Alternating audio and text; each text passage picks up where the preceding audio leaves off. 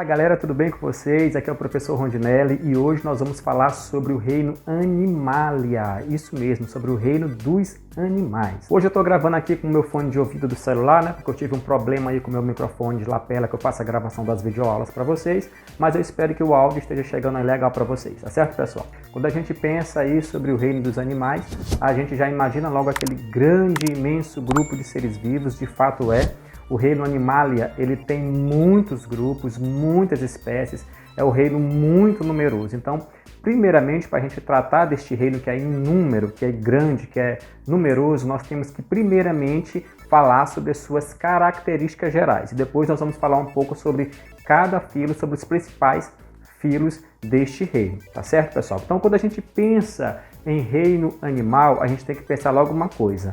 Todo animal é eucarionte. Isso mesmo. Você se lembra aqui do vídeo que a gente falou sobre o reino protista, o reino monero, o reino fungi? No início daquele vídeo a gente deu uma recapitulada aí sobre esse assunto, explicamos direitinho o que significa animal procarionte, eucarionte, né? Animal que fabrica o seu próprio alimento, o animal que faz fotossíntese. Então, se você quiser dar mais uma revisada sobre esse assunto, eu vou deixar aqui o link, tá certo? Do vídeo para você clicar aí no card e ser direcionado àquele vídeo que a gente explica melhor. Mas em geral, o reino animal, ele é caracterizado por seres eucariontes. Não existe animal procarionte. Cuidado, viu? Porque os animais, eles já são assim a ponta evolutiva aí dos reinos, né? Então, eles não poderiam ter células procariontes, porque as células procariontes são aquelas células mais simples, né? Geralmente as bactérias são seres procariontes, são seres que não possuem ali a carioteca, que é aquela membrana que ela reverte o núcleo e separa o núcleo do restante da célula, né? Então nós chamamos esses animais de eucariontes porque eles possuem essa carioteca. Já os seres procariontes são aqueles que têm as células que não têm o núcleo definido, ou seja, o material genético daquela célula ele fica disperso no citoplasma. Então é muito simples, é uma estrutura anterior à evolução. Então os animais eles são todos eucariontes, tá certo? Cuidado com isso. Todos os animais também são multicelulares ou pluricelulares. Você se lembra bem desse conceito? Nós falamos lá naquele vídeo também. Ou seja, todos os animais são formados por inúmeras células, várias células. Existe animal unicelular? Não. Não existe animal unicelular, que seria, no caso, um animal formado por uma única célula. Não existe, tá certo? Então, todo animal, além de ser eucarionte, ele também é multicelular ou pluricelular, como vocês desejarem. Galera, todos os animais, eles também são o quê? Eles são heterotróficos. Isso mesmo, eles não produzem seu próprio alimento, tá certo? Diferente das plantas, que são todas autotróficas, elas têm a capacidade de produzir o seu próprio alimento através daquela reação chamada de fotossíntese. Aqui não. Os animais, eles são sempre o quê? Consumidores. Eles não são produtores como são as plantas. Então, tem essa diferença aí, cuidado com isso. Todos os animais são o quê? São heterotróficos. Eles são consumidores e eles não produzem seu próprio alimento. Os animais, eles também possuem uma característica muito interessante, que eles são encontrados em todos os ambientes. Isso mesmo. Como é um grupo muito grande, é um reino assim imenso, com inúmeras espécies, com várias classes, com vários grupos, então eles se adaptaram a cada região aí do planeta, em cada situação, você vai encontrar animais praticamente em todos os ambientes terrestres, aquáticos, todos os tipos de ambiente, porque é um reino muito vasto, muito grande e eles se adaptaram a cada região, a cada ambiente. Uma outra característica dos animais é que eles tanto podem ser de vida livre, como também eles podem ser o quê? Parasitas. Isso mesmo, tem animal que não faz mal para ninguém, né? Tem animalzinho aí que vive a sua vida normalmente, né? Mas tem animal que para sobreviver, observe só, não é uma questão de maldade, porque aquele animal é ruim, mas sim por causa de questão de sobrevivência, tá certo? Então, para sobreviver, alguns animais parasitam outros seres vivos, certo? Então, existem tantos animais de vida livre, que vivem num ambiente livremente, como aqueles que têm que parasitar um outro ser vivo para que eles possam o quê? Sobreviver.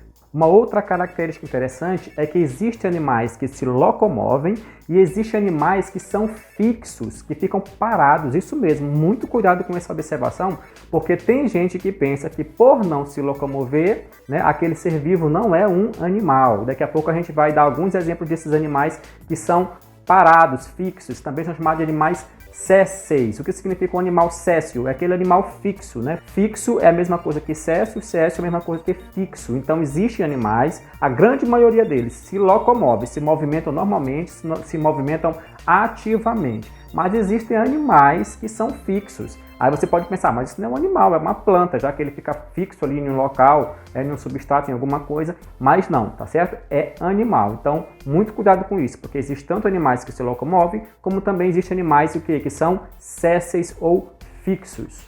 Uma outra característica sobre o reino animal é que eles podem realizar relações ecológicas intraespecífica, que é quando o animalzinho ali se relaciona com outro animal da mesma espécie, ou então relações ecológicas interespecíficas, que é quando o animal se relaciona com animais de outras espécies ou outros seres vivos. Então, eles podem realizar tanto a relação ecológica intraespecífica, ou seja, entre a mesma espécie, ou relações ecológicas interespecíficas, que é quando o animalzinho se relaciona com animais de espécies diferentes ou então com outros seres vivos. Certo, galera? Então agora a gente vai estudar um pouco mais sobre o reino animal, destacando aqui os principais filos desse reino, tá certo? Existem inúmeras classes, inúmeros grupos, inúmeros filos, mas nós vamos destacar aqui os principais filos, aquele que você precisa saber, tá certo? Para se dar bem nas avaliações, nas provas e na vida, tá certo? Então, o reino animal ele é muito numeroso, tá certo? Mas nós vamos tratar aqui apenas dos principais filos, obedecendo aí o que? A linha evolutiva, tá certo? Ou seja, os animais, eles vieram inicialmente, né, de um ancestral protista, ou seja, todos os animais, eles são aí, dentro da teoria evolutiva, todos os animais, eles vieram de um ancestral protista. Você se lembra lá do reino protista? Então, todos os animais vieram de um ancestral protista, tá certo? Então nós vamos aqui, obedecendo a linha evolutiva, nós vamos tratar aqui dos principais filos, desde os primeiros filos dos invertebrados até chegar lá no filo dos cordados, ali que engloba também os vertebrados, tá certo? E para começar, nós vamos falar aqui sobre o filo dos poríferos. Então, os poríferos, eles englobam as esponjas. As esponjas são animais aquáticos e sésseis, ou seja, não têm a capacidade de se locomover, tá certo? Esse aqui é um exemplo de um animal que não se locomove, que fica fixo. Geralmente ele fica lá no fundo do mar, ali numa região rochosa, fixo numa rocha ou então numa outra superfície. Ele não tem essa capacidade de locomoção. O corpo desses animais apresentam pequenas aberturas chamadas de poros, por onde a água entra, trazendo seres microscópicos que vão lhe servir de alimento. Por esse motivo, as esponjas são consideradas animais filtradores. O próximo filo são os quinidários. Olha, observe bem, antigamente os quinidários eram chamados de selenterados, tá certo? Então, se você encontrar esse termo aí, selenterado, aí no seu estudo, em algum livro, você tem que entender que corresponde aos quinidários. Hoje em dia é chamado de quinidários. E quem são os representantes desse filo? Os principais são a água-viva, a anêmona do mar e também os corais. Esses animais, eles possuem células que causam irritação nos tecidos de quem os toca, que eles servem de defesa para imobilizar e capturar as suas presas. É por isso que nós não devemos tocar nos quinidários, tá certo? Então, se você vê uma anêmona do mar, ou então ela é pequenininha, né? Aí ela tem assim, geralmente assim, uns pelinhos e também uma boca bem no meio, e dessa forma que ela se alimenta, ela consegue trazer pequenos micro-organismos até a sua boca. Mas se você vê algum quinidário como água-viva na praia, por exemplo, você não pode tocar, porque essa é uma estratégia de defesa do animal e com certeza você vai se queimar aí com essa substância que é liberada pelas células dos quinidários. O próximo filo são dos platelmintos. Agora a gente vai ver aqui o estudo dos vermes. E para começar, o primeiro filo é o que? Dos platelmintos, que são aqueles vermes que possuem o corpo achatados. Alguns, como as planárias, são de vida livre e habitam ambientes aquáticos ou solos úmidos. Outros podem ser parasitas, como as tênias e os esquistossomos. Vamos estudar as doenças causadas por esses e por outros parasitas nos nossos próximos vídeos. Agora nós temos os nematóides ou os nematelmintos. Esse filo ele corresponde aos vermes que possuem o corpo alongado e cilíndrico. Eles são encontrados em grande quantidade na terra e na água e como parasitas de plantas e de animais. Agora nós temos o filo dos moluscos. A palavra molusco ela vem do latim mollis, que significa mole. Então neste filo nós temos animais com corpo mole, mas muitos deles possuem uma proteção para essa parte mole do corpo, que é uma concha de calcário, que ela pode ser tanto interna quanto externa. Entre os moluscos nós encontramos caramujos, que podem ser marinhos ou de água doce, os caracóis, em geral eles são terrestres, também nós temos as lesmas, que podem ser também terrestres e marinhas, as ostras, os mexilhões, que são marinhos ou de água doce, e também os polvos e as lulas. Você lembra lá do lula molusco, do desenho do Bob Esponja? Pois é, a lula é um tipo de molusco. As lesmas, os polvos e as lulas não possuem uma concha protetora. No entanto, esses animais apresentam outras características que lhe permitem sobreviver em seu ambiente. O polvo, por exemplo, ele pode liberar uma tinta preta na água, para poder ele se camuflar e assim fugir e confundir os seus predadores. Agora nós temos o filo dos anelídeos, mas aí você pode perguntar, professor, mas os anelídeos são muito parecidos com os nematelmintos ou os nematóides, né? Verdade, eles são muito parecidos, porque eles também possuem o corpo cilíndrico e alongado, aquele corpo assim vermiforme. Isso é verdade, mas qual a diferença dos anelídeos para os nematóides? É que os anelídeos eles possuem segmentos repetidos em forma de anéis. É por isso que anelídeos vem do latim anelos, que significa anéis. Então essa é a diferença. Geralmente os nematóides eles têm aquele corpo uniforme, liso, mas aqui não. Os anelídeos eles possuem essa forma de verme cilíndrico, mole e arredondado aí, alongado, mas eles possuem também no seu corpo essas repetições de segmentos em forma de anéis. Como exemplo de anelídeos, nós podemos citar as minhocas, os minhocussos, os poliquetos e também as sanguessugas. As minhocas, como você já sabe, elas são importantes para a fertilização do solo, pois elas facilitam a circulação de ar ao se locomoverem e produzem humus ao se alimentarem de restos de animais e vegetais do solo. Já os poliquetos são encontrados no mar e as sanguessugas, que parasitam animais aquáticos, vivem principalmente na água doce. Depois dos anelídeos, nós temos o filo dos artrópodes. Agora pense em um filo que tem gente, é o filo dos artrópodes. Tem tanta gente que a gente vai ter aqui que separar aqui alguns grupos dentro do filo dos artrópodes, tá certo? Os artrópodes, eles são formados por aqueles animais que possuem partes dos corpos, o quê? Articulados, partes articuladas nos seus corpos, como por exemplo as antenas ou então as pernas, tá certo? E também possuem um esqueleto externo feito de quitina, que é chamado de exoesqueleto. Além de sustentar o animal e de protegê-lo, o esqueleto diminui a perda de água por evaporação, se caracterizando numa adaptação ao ambiente terrestre. Como eu disse, trata-se do filo animal com a maior diversidade de espécies conhecidas. Vamos agora conhecer alguns grupos de artrópodes. O primeiro grupo são os insetos. Olha, os insetos como, por exemplo, os gafanhotos, as libélulas, as pulgas, as mariposas, piolhos, baratas, abelhas, cupins, formigas. O corpo deles é dividido em 3 regiões, que é a cabeça, o tórax e o abdômen. Os insetos apresentam um par de antena na cabeça, 3 pares de pernas no tórax e a maioria tem asas, mas não todos. O segundo grupo, nós podemos colocar aqui os crustáceos, como camarões e lagostas, que vivem na água. Outros, como o tatuzinho de quintal ou tatuzinho de jardim, e certos caranguejos vivem na terra e em regiões próximas à água ou em ambientes mais úmidos.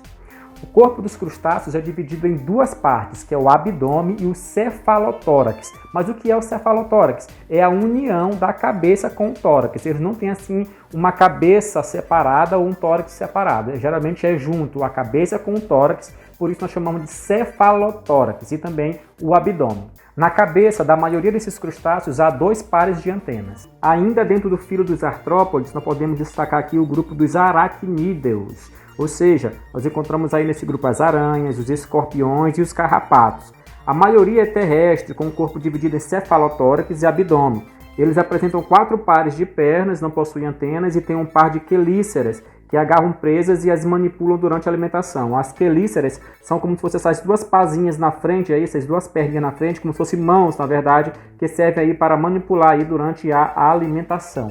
Dentro do filo dos artrópodes, nós temos ainda um grupo chamado de miriápodes, que fazem parte as lacraias, as centopeias ou as emboais ou os piolhos de cobra. Esses animais são terrestres, de corpo alongado, dividido em cabeça e tronco, com muitos segmentos e vários pares de pernas. Por isso que eles são chamados de miriápodes, porque miriápodes vem do grego miria, que significa 10.000, e podos, que significa pés, né? Então seria como se fosse 10.000 pés aí em tradução direta. Então nós temos aí nesse grupo aí as lacraias, as centopeias, os emboais e também os piolhos de cobra. Depois do filo dos artrópodes, nós temos agora o filo dos equinodermos. Neste filo nós temos animais com esqueleto rígido de calcário, que fica debaixo aí de uma pele fina que os reveste. Como exemplo de equinodermos, nós temos a estrela do mar, o ouriço do mar, o pepino do mar, entre outros. Todos eles são marinhos. Por fim, nós temos agora o filo dos cordados. Atenção, bem aqui uma observação.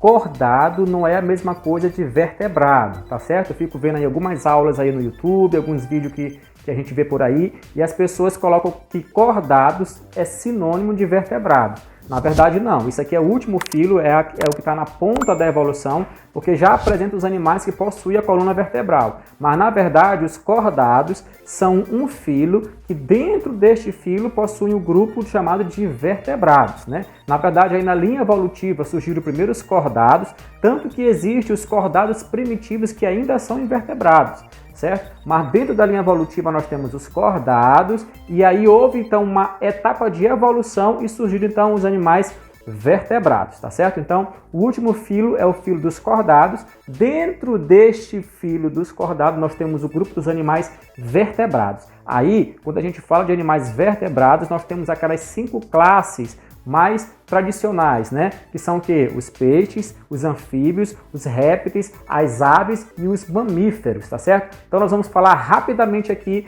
de cada um desses grupos, de cada uma dessas classes, tá certo? Para a gente finalizar a nossa aula de hoje. Para começar, vamos falar sobre então o grupo dentro dos cordados, dentro do grupo dos vertebrados, os peixes. Os peixes, assim como os demais vertebrados, eles possuem esqueleto interno com coluna vertebral. Esses animais apresentam diversas adaptações à vida aquática. Os organismos em geral estão adaptados ao ambiente em que vivem, isto é, eles possuem características que facilitam sua sobrevivência e sua reprodução nesses ambientes. Por essa razão, as mudanças nos componentes do ambiente onde eles vivem podem afetar os seres vivos do local. Os peixes, que como os tubarões e as arraias apresentarem esqueleto de cartilagem, eles formam um grupo dos condrícteis. A maioria dos peixes, no entanto, tem esqueleto formado por ossos e pertence ao grupo dos osteícteis. Então, dentro do grupo aí dos peixes, existem essa diferença. Existe peixe com cartilagem, esqueleto cartilaginoso, como por exemplo as raias e também os tubarões. Aí eles fazem parte deste grupo chamado de condrícteis. Mas a grande maioria dos peixes, eles possuem ossos e também coluna vertebral. Então eles fazem parte do grupo dos osteícteis. O próximo grupo de vertebrados são os anfíbios. Ao longo da evolução, os antepassados dos anfíbios foram os primeiros vertebrados a ocupar o ambiente terrestre. Mesmo assim, esses animais ainda dependem da água em sua reprodução. Entre os anfíbios encontramos sapos, as rãs e pererecas. Em geral são terrestres. Nós temos também as salamandras, que têm tanto terrestre quanto de água doce, as cecílias ou as cobras cegas, que são encontradas nos solos, geralmente na terra úmida, solo úmido.